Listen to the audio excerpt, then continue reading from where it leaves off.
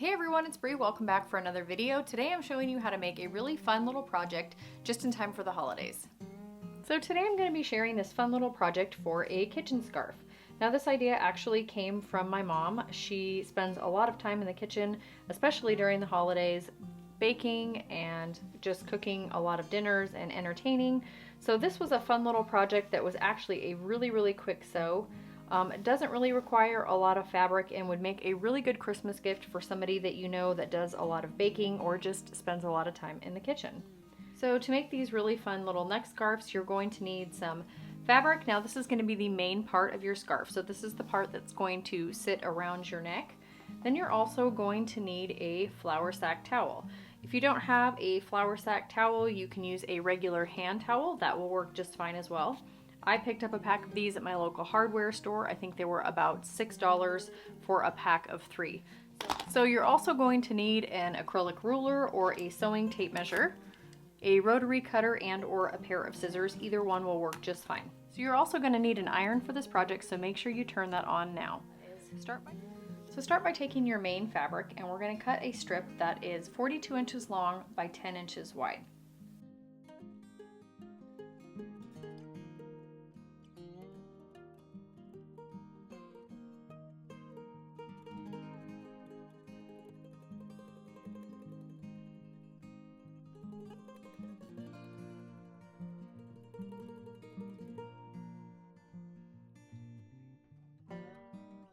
So now I've cut my main piece of fabric 42 inches long by 10 inches wide, and you can go ahead and set that off to the side for now.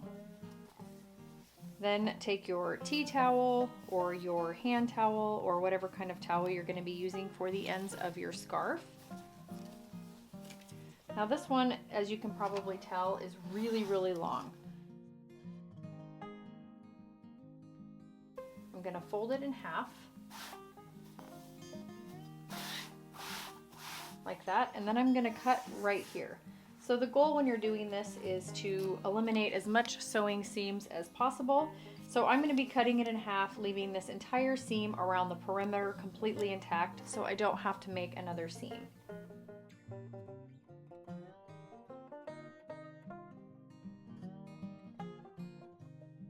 Now I have my towel cut into 2 pieces. So you're going to need either 2 towels or 2 pieces of 1 towel for each one of your scarves. Now that I finished cutting all my pieces, I'm going to move my cutting mat and get them ironed.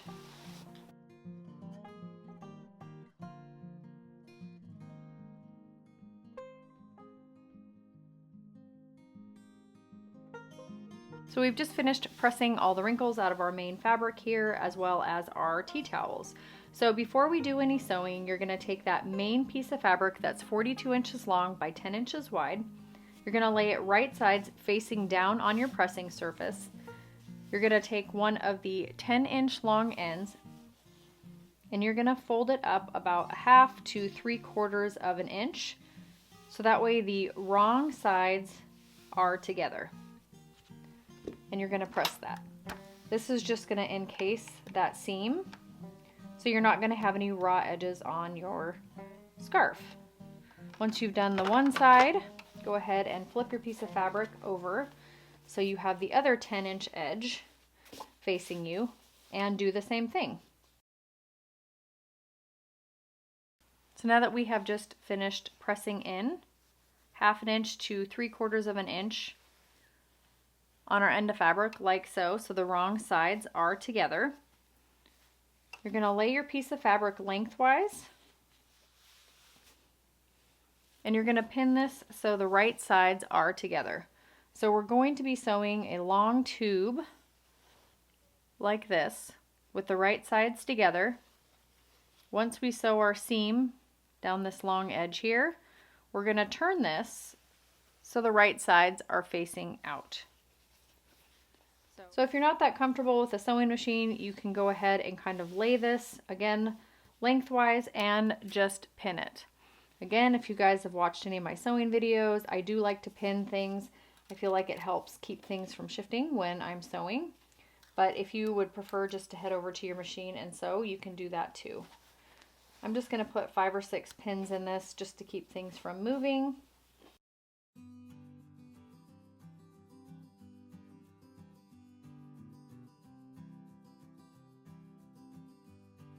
So once you have your long raw edge pinned along this side here, we're going to head over to the machine and we are going to sew either a 1/4 inch or a 1/2 inch seam along this edge.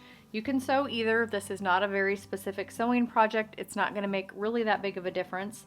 So just sew with whatever seam allowance you're comfortable with for this project. I'm just going to use a 1/4 inch. That's pretty much my go-to seam allowance, but again, if you're more comfortable with a 1/2 inch, that's fine as well. So now we're ready to sew up this piece of fabric. So make sure you backstitch at the beginning and the end of line of stitching.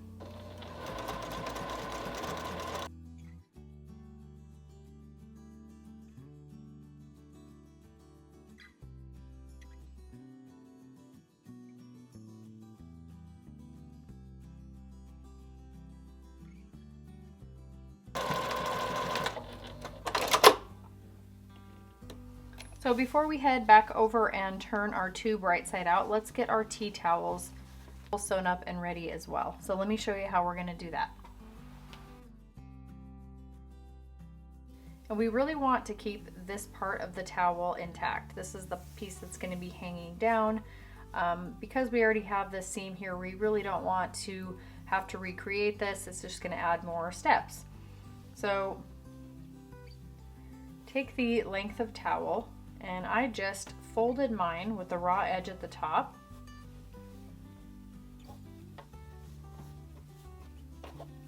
In half. Now you can get really specific and measure this, but I'm not going to be doing that. Again, this is just a towel. You're going to be wiping your hands on it. I just want this to look as symmetrical as possible. So again, here's the side seam.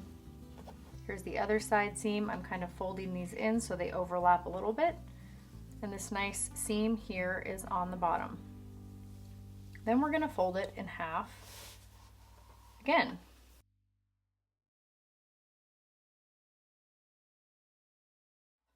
So this piece here, when you fold it in half, is going to be wider than the tube that you just made. So about 1 inch away from this edge here, we're going to put a basting stitch in. And we're going to do that to both towels. So because this is a basting stitch, you're going to want to make sure that you do not backstitch at the beginning and don't backstitch at the end. We want to be able to pull the thread to kind of gather our fabric.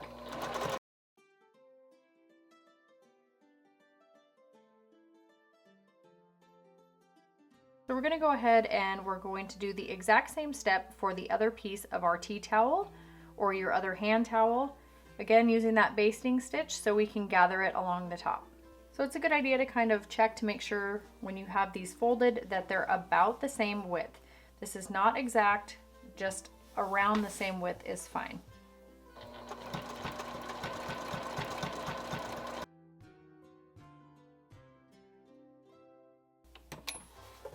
So now you should have both of your tea towels or terry cloth towels folded and basted along the top. So you're going to take this thread on this side and one of the threads on the other side, and you're just going to pull it until your towel starts to gather.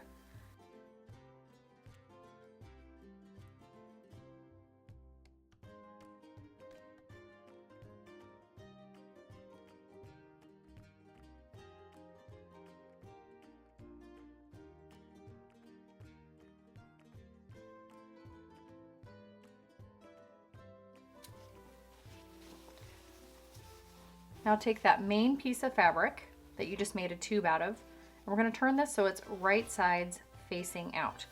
So this particular size that I have made, I can actually just use my hand to turn the fabric inside out. If your hand won't fit in there, you could also use a tube turner or a bodkin or something like that, and that will work too. So just grab a hold of the fabric on the other end.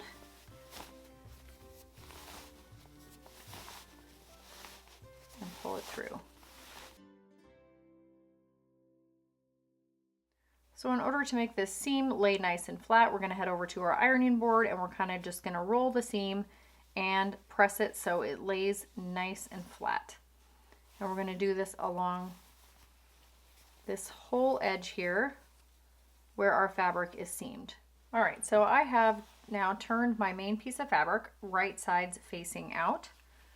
As you can see, the raw edge here on the end is completely enclosed, so you're not going to see that. So my tube is nice and pressed. So for this step, you're going to want some clips or some pins, and you actually don't need either of these things. It's just going to make this step a little bit easier. So taking one of your towels, make sure that the raw edge is facing up, and you're going to insert that into the center of your tube of fabric.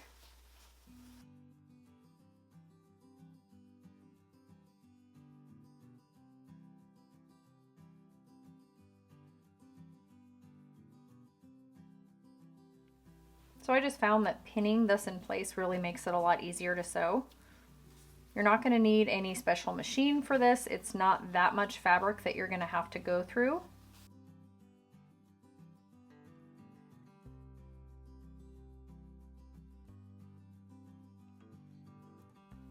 So before we sew, go ahead and insert the other towel into the other end of your tube. So the easiest way to do that is fold your tube of fabric in half. And these folded edges on your towel should be facing each other.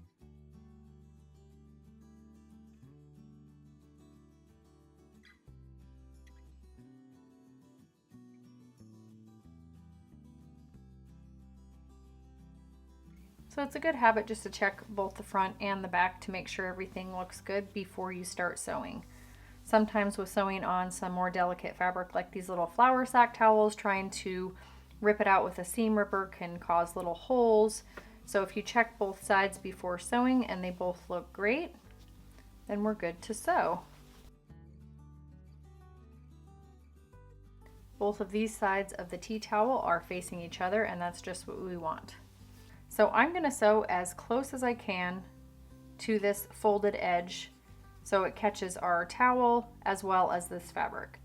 So it's a little bit less than a 1/4 inch for me. Again, if you want to do a 1/2 inch seam, that's fine, and come back and sew it again.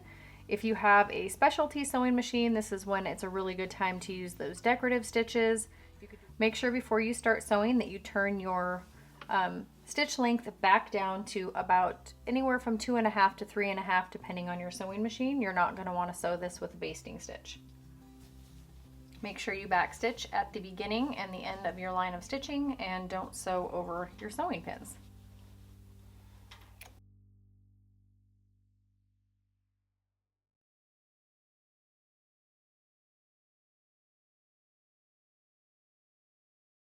So I'm going to go ahead and put actually 3 different seams here.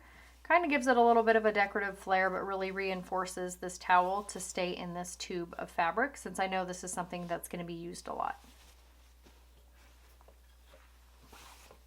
This step is definitely optional. You do not have to sew any more than 1 seam. It's really up to you.